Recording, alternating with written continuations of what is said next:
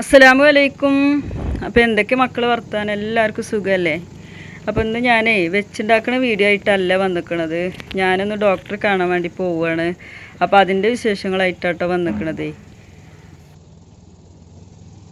അങ്ങാടിപ്പുറത്തേക്കാണ് പോണതേ. അവിടെ ഒരു ഹോമിയോ ഡോക്ടറെയായിരുന്നു ഞാൻ കാണിച്ചിരുന്നത്. അപ്പോൾ കഴിഞ്ഞ ആഴ്ച പോയപ്പോൾ ഒരാഴ്ചക്കുള്ള മരുന്നാണ് തന്നത്.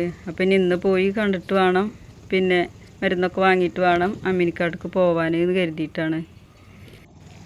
എൻ്റെ കാക്കുൻ്റെ ഒപ്പം ഞങ്ങൾ പോണത്. ഓനിക്ക് ബാങ്കിക്ക് പോകും വേണം. ഓന് പുത്തനങ്ങാടി ബാങ്കിലാണ്, സർവീസ് ബാങ്കിലാണ് ജോലി. അപ്പോൾ ഓന് പോണ സമയത്തേക്ക് ഞങ്ങൾ ഒരുങ്ങി പോകുന്നതാണ്. എൻ്റെ അനുജത്തിൻ്റെ കുട്ടിയാണ് തുണക്കുള്ളത്. അപ്പോൾ തിരിച്ചു പോരുമ്പോൾ ഞങ്ങൾ ഇനി വേറെ വണ്ടിക്ക് പോരും. ഞാൻ ആശുപത്രിക്കൊക്കെ പോക്കിൻ്റെ കുട്ടിൻ്റെ ഒപ്പമാണ്, അജ്മോൻ്റെ ഒപ്പമാണ് പോവൽ. അപ്പോൾ ഓനവിടെ അമ്മിനിക്കാടാണ്. ഓനും അസിലും അവിടെ നിൽക്കുകയാണ്. ആൺകുട്ടികളൊന്നും ഇപ്പോൾ വലുതായി കഴിഞ്ഞാൽ പിന്നെ ഉമ്മാരൊപ്പം വരുന്നൊന്നും നിൽക്കില്ലല്ലോ. അപ്പോൾ ചെറിയോനുണ്ട് എൻ്റെ ഒപ്പം. വലിയ രണ്ടാളും അവിടെയാണ്. ഓല് തറവാട്ടിൽ നിൽക്കും. ഓൽക്ക് രണ്ടാൾക്കും മടിയാണ് ഇവിടെ നിൽക്കാനേ.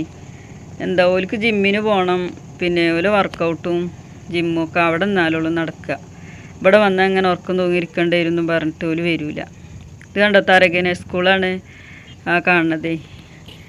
പിന്നെ അങ്ങാടിപ്പുറം മേൽപ്പാലത്തുമ്പോൾ എത്തിക്കുകയാണ്. അമ്പലക്കുളമാണിത്. ചെറിയ കുട്ടികളൊന്നല്ലേ. വലിയോന് അജു ഡിഗ്രിയും കഴിഞ്ഞു ഇപ്പോൾ പ്രാവശ്യം. അസിലു 10ാം ക്ലാസ്സും കഴിഞ്ഞു. പിന്നെ ചെറുത് അർഷു പിന്നെ 9ാം ക്ലാസ്സിലാണ്. ഓൻ പിന്നെ എൻ്റെ ഒപ്പം ഉണ്ടാവും. 2 കൊല്ലം കൂടിയൊക്കെ ഓനും എൻ്റെ ഒപ്പം പോരുവക്കാരം. അങ്ങനെ ഇപ്പം അങ്ങാടിപ്പുറം മേൽപ്പാലം കഴിഞ്ഞു. ഇനി പരിയാപുരം റോട്ടിൽ ഇങ്ങോട്ട് തിരിഞ്ഞു പോകണം. അവിടെയാണ് ഡോക്ടർ ഇരിക്കണത്. അപ്പോൾ നമുക്ക് നടക്കാനുള്ള വഴി തന്നെ ഉള്ളൂ. അത് റെയിലിൻ്റെ അപ്പുറത്താണ്. അപ്പോൾ വണ്ടിയിൽ ഓനങ്ങനെ പോന്നപ്പോൾ ഞങ്ങളങ്ങനെ അതേ പോകുന്നതാണ്. അല്ലെങ്കിൽ ഞങ്ങൾക്ക് കുറച്ച് പോന്നാൽ മതി. അപ്പോൾ ഇതാണ് ഡോക്ടർ വീടെത്തി. ഡോക്ടറെയൊക്കെ കണ്ടു. പിന്നെ ഡോക്ടർ മരുന്നെടുക്കാൻ നീച്ചിക്കുകയാണ്. ഹോമിയോ മരുന്നാണ്. അപ്പോൾ അത് അവിടെ തന്നെ, വേറെ പുറത്തേക്ക് പോകുമൊന്നും വേണ്ട. അപ്പോൾ ഞങ്ങൾ ഡോക്ടറൊക്കെ കണ്ടിറങ്ങി. പിന്നെ അപ്പോൾ ഇറങ്ങിയപ്പോൾ ഒരു മഴ ഇങ്ങനെ ചാറലുണ്ടായിരുന്നു. വേഗം വന്ന് ഓട്ടോറിക്ഷ കയറി അങ്ങനെ പോകുന്നു. അപ്പോൾ മഴ നിൽക്കുകയും ചെയ്തു. ഞാനിപ്പോൾ എന്തിനാ ആശുപത്രിക്ക് പോയത്, ഡോക്ടറെ കാണാൻ പോയത് എന്ന് സംശയം ഉണ്ടാവില്ലേ നിങ്ങൾക്കൊക്കെ? അപ്പോൾ എന്താണെന്നറിയോ, ഞാൻ തൈറോയിഡ് കുറവാണ്, TSH കൂടുതൽ. അപ്പോൾ അതിനുള്ള മരുന്ന് ഞാൻ 7 മാസമായി 7 മാസമായിക്കണു കുടിച്ചാൻ തുടങ്ങിയിട്ട്. ഒരു കുറവുമില്ല.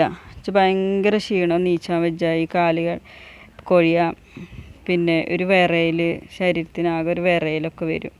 അങ്ങനെ നേരത്തിലൊരു പണി എടുക്കാൻ വെച്ച, എന്തെങ്കിലും ഒരു പണി എടുക്കാൻ നിന്നപ്പോൾ കുഴങ്ങും, ഈ വിറയിലാണ് വരും. അവിടെ പോയി കിടക്കും.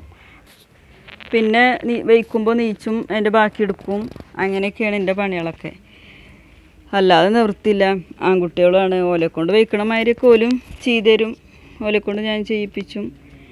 പിന്നെ അത് മാത്രമല്ല, വയറുവേദന, വയറിന് പിന്നെ കുറേ പ്രശ്നങ്ങളുണ്ട്. PCOD ഉണ്ട്, അത് വേറെ.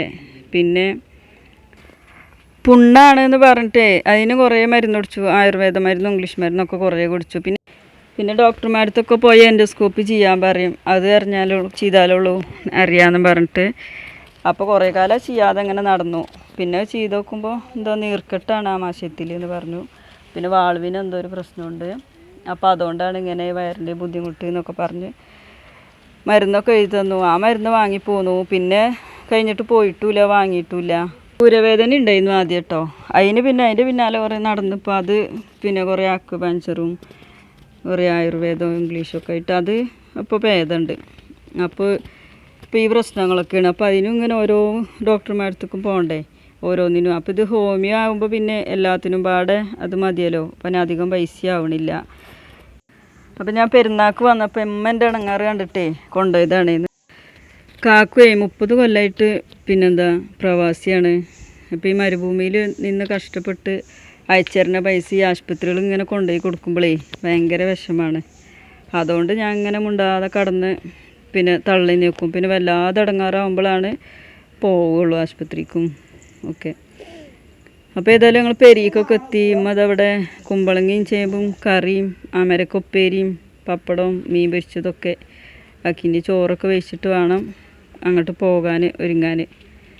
അപ്പോൾ ഇതാണ്ട നല്ല കാറ്റ് വരുന്നുണ്ട്, നല്ല ഒരു മഴൻ്റെ ലക്ഷണമാണ്.